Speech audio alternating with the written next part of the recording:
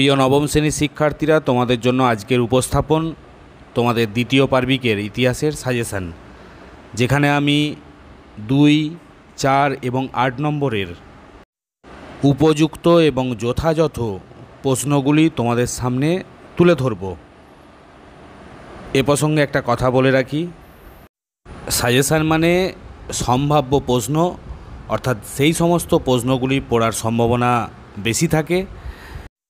তাই তোমাদেরকে আমার একটাই পরামর্শ, তোমরা তোমাদের সামগ্রিক যে প্রিপারেশান, সেই প্রিপারেশানের সঙ্গে এই সমস্ত প্রশ্নগুলি খুব ভালো করে দেখে যাবে। এগুলো পড়ার সম্ভাবনা কিন্তু খুব বেশি। তবে এটাও নয় যে আমি তোমাদেরকে বলছি শুধুমাত্র এই প্রশ্নগুলোই দেখে যাবে তাহলেই তোমরা 100% কমন পেয়ে যাবে, এটাও কিন্তু ঠিক নয়। যেগুলো আমার উপযুক্ত মনে হয়েছে, গুরুত্বপূর্ণ মনে হয়েছে, সেগুলোই আমি তোমাদের সামনে তুলে ধরেছি। তবে এটুকু বলতে পারি, দীর্ঘদিনের অভিজ্ঞতার নিরিখে এই প্রশ্নগুলো করলেই আশা করি তোমরা অনেকটাই কমন পেয়ে যাবে, সেটা তোমরা পরীক্ষার সময় বুঝতে পারবে। নবম শ্রেণীর দ্বিতীয় পার্বিকে যে 3টি অধ্যায়ের উপর ভিত্তি করে প্রশ্ন হবে ইতিহাসের, সেই অধ্যায়গুলি হলো ঊনবিংশ শতকের ইউরোপ, রাজতান্ত্রিক ও জাতীয়তাবাদী ভাবধারার সংঘাত, শিল্প বিপ্লব, উপনিবেশবাদ ও সাম্রাজ্যবাদ, আর 5 নম্বর হচ্ছে বিংশ শতকে ইউরোপ। আমি একে একে তোমাদের সামনে অধ্যায়ভিত্তিক মান 2, 4 এবং 8 নম্বরের উপযুক্ত এবং যথাযথ প্রশ্নগুলি তুলে ধরছি। দেখতেই পাচ্ছ তোমরা স্ক্রিনে, মান 2-এ ঊনবিংশ শতকের ইউরোপ, রাজতান্ত্রিক ও জাতীয়তাবাদী ভাবধারার সংঘাত, এই অধ্যায় থেকে যে প্রশ্নগুলি তোমাদের সামনে রেখেছি। 1 নম্বরে আছে জাতীয় রাষ্ট্রের মধ্যে 2টি পার্থক্য লেখো। 2 হচ্ছে জাতিরাষ্ট্র বলতে কী বোঝো। মেটারনিক কে ছিলেন? ভিয়েনা সম্মেলন কবে কোথায় অনুষ্ঠিত হয়? 4 প্রধান বলতে কী বোঝো? ভিয়েনা সম্মেলনে কয়টি নীতি গৃহীত হয় ও কী কী? মেটারনিক ব্যবস্থা কী? ইউরোপীয় শক্তি সমবায়ের উদ্দেশ্য কী ছিল? কোন সময়কালকে ইউরোপের ইতিহাসে মেটারনিক যুগ বলা হয় এবং কেন? মেটারনিক নিয়ে একটা কিন্তু প্রশ্ন আসবে, এটুকু তোমাদেরকে আমি নিশ্চিতভাবে বলতে পারি। ভালো করে এগুলো দেখে যাবে, মেটারনিক সম্পর্কিত যে সমস্ত প্রশ্ন আমি এখানে রেখেছি। 10 নম্বরে আছে কার্লসবাদ ডিক্রি কাকে বলে? জুলাই অর্ডিন্যান্সের বিষয়বস্তু কী ছিল? ফ্রান্সের অভ্যন্তরে জুলাই বিপ্লবের 2টি প্রভাব উল্লেখ করো। 1848 খ্রিস্টাব্দকে কেন বিপ্লবের বছর বলা হয়? Most important question. ফ্রান্সে কবে কার নেতৃত্বে দ্বিতীয় সাম্রাজ্য প্রতিষ্ঠিত হয় এবং কবে এর পতন ঘটে? ফ্রান্সের অভ্যন্তরে ফেব্রুয়ারি বিপ্লবের 2টি প্রভাব উল্লেখ করো। ইয়ং ইতালি দলের মূল লক্ষ্য কী ছিল? রিসর্জিমেন্টো কী? কার্বোনারি আন্দোলন কী? মাতসিনি কে ছিলেন? কাউন্ট কাবুর কে ছিলেন? আচ্ছা, এর সঙ্গে একটা মিস করে গেছি, গ্যারিবল্ডি কে ছিলেন, এটাও দেখবে। কবে কাদের মধ্যে প্লম্বিয়ার্সের চুক্তি স্বাক্ষরিত হয় এবং ইয়ং ইতালি কী? প্রতিটা প্রশ্ন কিন্তু খুব ভালো করে দেখবে, একদম ঝাড়াই বাছাই করে গুরুত্বপূর্ণ প্রশ্নগুলি আমি বেছে নিয়েছি সহায়িকা বই থেকে। খুব ভালো করে প্রতিটি প্রশ্ন ধরে ধরে প্রিপারেশান নেবে। 23 নম্বরে রয়েছে ইয়ং ইতালি দলের আদর্শ কী কী ছিল। 24-এ আছে কনফেডারেশন অফ দ্য রাইন কী। 25 নম্বরে আছে জোলভেরাইনের রাজনৈতিক গুরুত্ব কী ছিল। 26 নম্বরে আছে বিসমার্ক কে ছিলেন।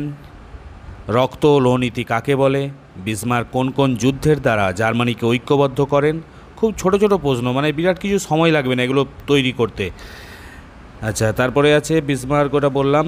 স্যাডোয়ার যুদ্ধের 2টি গুরুত্ব উল্লেখ করো। প্রাগের সন্ধি কবে কাদের মধ্যে স্বাক্ষরিত হয়? সেডানের যুদ্ধের ফলাফল, 2টি ফলাফল দেখলেই হবে। কুলটুর ক্যাম্প কী? জোলভেরাইন কী? কীভাবে এটি জার্মানির ঐক্যের ক্ষেত্রে সাহায্য করেছিল? আচ্ছা, তারপরে আছে সর্বজার্মানবাদ কী? হেটাইরিয়া ফিলিকে কী? ক্রিমিয়ার যুদ্ধের 2টি প্রধান তাৎপর্য। কাকে the lady with the lamp বলা হয়? অটোমান সাম্রাজ্য কে কবে প্রতিষ্ঠা করেছিলেন? একদম প্রতিটা প্রশ্নই মানে একদম কি বলবো, মিস করার মতো নয়। ইউরোপের রুগ্ন মানুষ কোন দেশকে বলা হতো? প্রথম বলকান যুদ্ধ কবে কাদের মধ্যে হয়েছিল? কোন সন্ধি দ্বারা এই যুদ্ধের অবসান ঘটে? কোন পরিকল্পনা বা নীতি উষ্ণ জল নীতি নামে পরিচিত? মুক্তির ঘোষণাপত্র কী? আর কাকে কেন মুক্তিদাতা জার বলা হয়? জার বানানটা ভুল হয়ে গেছে, বর্গের জয়াকা হবে। এই অধ্যায় থেকে মান 4-এর গুরুত্বপূর্ণ প্রশ্নগুলো একটু দেখে নাও। 1 নম্বরে রেখেছি মেটারনিক ব্যবস্থা টিকা। আচ্ছা, মেটারনিক ব্যবস্থা টিকা তো আগেও উল্লেখ করা আছে, 2বার টাইপ হয়ে গেছে, যাই হোক। মেটারনিক ব্যবস্থার কয়েকটি বৈশিষ্ট্য উল্লেখ করো, এটা ভালো করে দেখবে। জুলাই অর্ডিন্যান্স কী, জুলাই রাজতন্ত্র বলতে কী বোঝো, এই রাজতন্ত্রের পতনের কারণ কী ছিল। 1848 খ্রিস্টাব্দের ফেব্রুয়ারি বিপ্লবের প্রভাব উল্লেখ করো। 1848 খ্রিস্টাব্দকে বিপ্লবের বছর বলে অভিহিত করা হয় কেন, এটা যদিও 2 নম্বরে দিয়েছি, 4 নম্বরেরটা ভালো করে দেখে নেবে, তাহলে সেটাই 2 নম্বরে কাজে লেগে যাবে। আচ্ছা, কার্বোনারি, ইয়ং ইতালি, এগুলো সম্পর্কে মানে টিকা যে আছে সেগুলো ভালো করে প্রিপারেশান নেবে। জোলভেরাইনটা ভালো করে দেখবে। আচ্ছা, জার্মানির ঐক্য প্রতিষ্ঠায় বিসমার্কের রক্ত ও লোহনীতি সম্পর্কে আলোচনা করো। কোন কোন যুদ্ধের দ্বারা জার্মানির ঐক্য সম্পূর্ণ হয়। এমস টেলিগ্রাম কী, ক্রিমিয়া যুদ্ধের কারণ ও ফলাফল আলোচনা করো। মুক্তির ঘোষণাপত্রে কি বলা হয়েছিল। শিক্ষার্থীদের আমি একটাই বলবো, তোমাদের জন্যই আমার এই পরিশ্রম। যদি তোমাদের ভিডিওটি মনে হয় যে কার্যকরী, অবশ্যই তোমরা লাইক করবে। লাইক কিন্তু পাচ্ছি না, অবশ্যই লাইক করবে এবং সাবস্ক্রাইব করে দেবে যারা এখনও সাবস্ক্রাইব করনি, পরবর্তী নোটিফিকেশনের জন্য, যেটা তোমাদেরই কাজে লাগবে। এবং বন্ধুদেরকে অবশ্যই শেয়ার করে দেবে যারা নবম শ্রেণীর শিক্ষার্থী রয়েছে। এরপর তোমরা 8 নম্বরের প্রশ্নগুলি একটু দেখে নাও। একা আছে মেটারনিক ব্যবস্থা, মেটারনিক ব্যবস্থার অবস্থা হয়ে গেছে, ব্যবস্থা হবে, ব্যবস্থার পতনের কারণগুলি সংক্ষেপে আলোচনা করো। 2 নম্বরে আছে জুলাই বিপ্লবের পটভূমি ও প্রভাব আলোচনা করো। ইতালির ঐক্য আন্দোলনে জোসেফ ম্যাৎসিনি ও তার ইয়ং ইতালি আন্দোলনের ভূমিকা আলোচনা করো। আচ্ছা, জার্মানির ঐক্য আন্দোলনে বিসমার্কের ভূমিকা। তারপরে আছে ক্রিমিয়ার যুদ্ধের কারণ ও ফলাফল। দেখবে অনেক সময় রিপিট হয়ে যাচ্ছে, রিপিট মানে কি 4 নম্বরেও দিয়েছি আবার 8 নম্বরেও। বুঝতেই পারছো তোমরা যে 8 নম্বরেরটা যদি করা হয় মানে প্রিপারেশান তোমাদের থাকে বা তোমরা যদি প্রিপারেশান নাও তাহলে কিন্তু সেটা 4-এতে কাজে লেগে যাবে।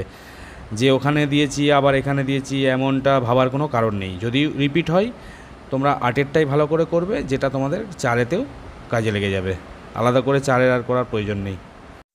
চতুর্থ অধ্যায় অর্থাৎ শিল্প বিপ্লব, উপনিবেশবাদ ও সাম্রাজ্যবাদ, এই অধ্যায় থেকে মান 2-এর যে প্রশ্নগুলি গুরুত্বপূর্ণ হিসাবে আমার কাছে বিবেচিত হয়েছে তোমাদের সামনে তুলে ধরলাম। 1 নম্বরে আছে শিল্প বিপ্লব কাকে বলে। 2 নম্বরে আছে কোন দেশে প্রথম শিল্প বিপ্লব শুরু হয়। কোন শিল্পকে কেন্দ্র করে প্রথম শিল্পের ক্ষেত্রে বিপ্লব ঘটে। তারপর আছে শিল্প মূলধন কী, ইংল্যান্ডকে কেন বিশ্বের কারখানা বলা হয়, ফ্যাক্টরি প্রথা কেন গড়ে উঠেছিল, মানে ফ্যাক্টরি প্রথাটা খুব ভালো করে দেখবে। অতিরাষ্ট্রিক অধিকার কী, শিল্প বিপ্লবের ফলে গড়ে ওঠা 2টি নতুন শহরের নাম লেখো। শ্রম বিভাজন নীতি কাকে বলে, লুডাইট দাঙ্গা কী, হেবিয়াস কর্পাস কী, পিটারলু হত্যাকাণ্ড কী, রক্তাক্ত মে সপ্তাহ কী। ধরে ধরে কিন্তু প্রিপারেশান নিতে হবে, এমন নয় যে এগুলো খুব বড় করতে কষ্ট হবে, কিন্তু ধরে ধরে তোমরা যদি ভেঙে ভেঙে যদি প্রিপারেশান নাও, যেমন মনে করো এখান থেকে যদি আমি 30টা বা 40টা যদি দিয়ে থাকি, তোমরা 3টে রপ্তে প্রিপারেশান নেবে। আচ্ছা, আরও যে প্রশ্নগুলি আছে, ইউটোপিয়ান সমাজতন্ত্রী বলে কাদের অভিহিত করা হয় এবং কেন। নৈরাজ্যবাদের জনক কাকে বলা হয়, কয়েকজন নৈরাজ্যবাদের প্রবক্তার নাম লেখো। উপনিবেশবাদ, এর সঙ্গেই তোমরা পেয়ে যাবে দেখবে সহায়িকায় অবশ্যই। নয়া উপনিবেশবাদ বলতে কী বোঝো। সুয়েজ খাল খননের গুরুত্ব কী, সম্পদের নির্গমন বলতে কী বোঝো। তিয়েনজিনের সন্ধি স্বাক্ষরিত হয় কোন কোন দেশের সঙ্গে এবং এই সন্ধির শর্ত কী ছিল। চীনা তরমুজের খণ্ডীকরণ বলতে কী বোঝো। 3 সম্রাটের চুক্তি কী। এই প্রসঙ্গে তোমাদেরকে আমি আশ্বস্ত করতে চাই যে তোমরা যদি যে প্রশ্নগুলি আমি তোমাদের সামনে তুলে ধরেছি তার উত্তর যদি তোমরা না খুঁজে পাও, আমাকে কমেন্ট বক্সে অবশ্যই উল্লেখ করবে, আমি তার উত্তর তোমাদেরকে দিয়ে দেবো। আচ্ছা, আরও কয়েকটি প্রশ্ন আছে। 21 আছে জার্মানির ওয়েল পলিটিক বা বিশ্ব রাজনীতি বলতে কী বোঝো। 22 নম্বরে আছে অন্ধকারাচ্ছন্ন মহাদেশ কাকে কেন বলা হয়। 23-এ আছে সেরাজেভো হত্যাকাণ্ড কী। 24 নম্বরে আছে বলকান যুদ্ধ। বলকান যুদ্ধ তোমরা কিন্তু দুটোই দেখবে, প্রথমও দেখবে এবং দ্বিতীয়ও দেখবে, ভালো করে দেখে নেবে এবং যুদ্ধের পরিসমাপ্তি কোন সন্ধির মধ্য দিয়ে হচ্ছে এটা একটু দেখে নেবে। আচ্ছা, 25 নম্বরে আছে সাম্রাজ্যবাদ বলতে কী বোঝো। প্রতিটা প্রশ্ন আলাদা করে আর বলার অপেক্ষা রাখে না, খুব ভালো করে ধরে ধরে প্রিপারেশান নেবে। 25টা দিয়েছি 13-12 করে নেবে বা 3 নিয়ে ভাগ করে নেবে, 3-8 = 24, অর্থাৎ 8টা-9টা করে প্রিপারেশান নেবে, তাহলে দেখবে একদম ইজি হয়ে যাবে। এই অধ্যায় থেকে মান 4-এর মাত্র 7টি প্রশ্ন আমি তোমাদের জন্য তুলে ধরলাম। 1 নম্বরে আছে ইংল্যান্ডের শিল্পায়ন এবং মহাদেশীয় শিল্পায়নের মধ্যে পার্থক্য কী ছিল। 2 নম্বরে আছে ইংল্যান্ডে সর্বপ্রথম শিল্প বিপ্লব ঘটেছিল কেন। এটা সম্ভবত 8 নম্বরেও দেওয়া আছে, যদি 8 নম্বরে দেওয়া থাকে ওটাই তোমরা ভালো করে দেখবে। 8 নম্বরেরটা দেখলেই 4 নম্বরে যদি আসে তোমরা খুব ভালোভাবেই লিখতে পারবে। আচ্ছা, তারপরে আছে ঘেটো টিকা লেখো। 4 নম্বরে আছে শিল্প বিপ্লবে নারীদের ভূমিকা আলোচনা করো। 5 নম্বরে আছে শিল্প বিপ্লব কীভাবে উপনিবেশের জন্ম দিয়েছিল। 6 নম্বরে আছে প্রথম বিশ্বযুদ্ধের প্রত্যক্ষ কারণ কী ছিল। 7 নম্বরে আছে ফ্রান্সে শিল্পায়ন কেন ধীর গতিতে হয়েছিল। এটা একটু দেখে নেবে তোমরা জাস্ট। মাত্র 2টি প্রশ্ন দিয়েছি এই অধ্যায় থেকে 8 নম্বরের। এক হচ্ছে শিল্প বিপ্লবের ফলাফলগুলি উল্লেখ করো, আর 2 হচ্ছে প্রথম বিশ্বযুদ্ধের কারণ কী ছিল আলোচনা করো। খুব ভালো করে কিন্তু তোমরা এগুলো প্রিপারেশান নিতে থাকো।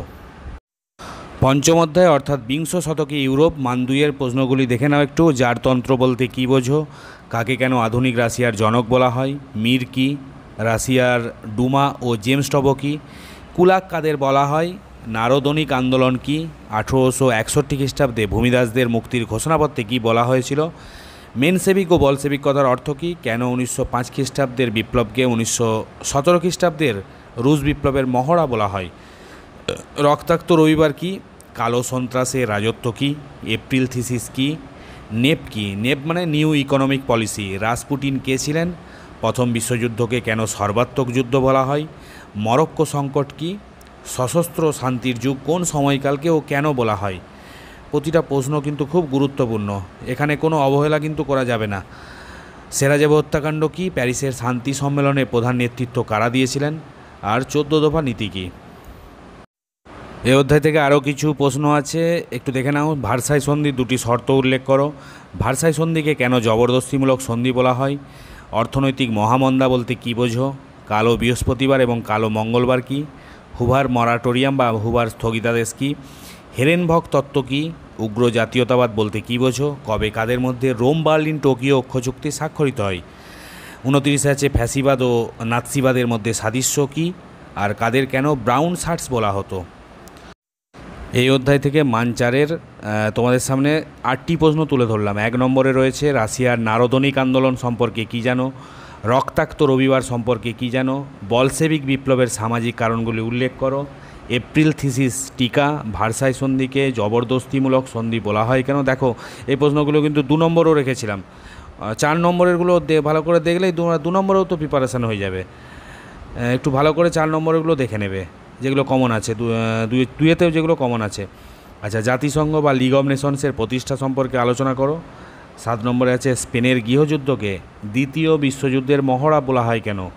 আর 8 নম্বরে আছে ইতালিতে মুসোলিনির নেতৃত্বে ফ্যাসিস্ট দলের ক্ষমতা লাভের প্রেক্ষাপট আলোচনা করো। অনেক কষ্ট করে তোমাদের জন্য কাজ করছি।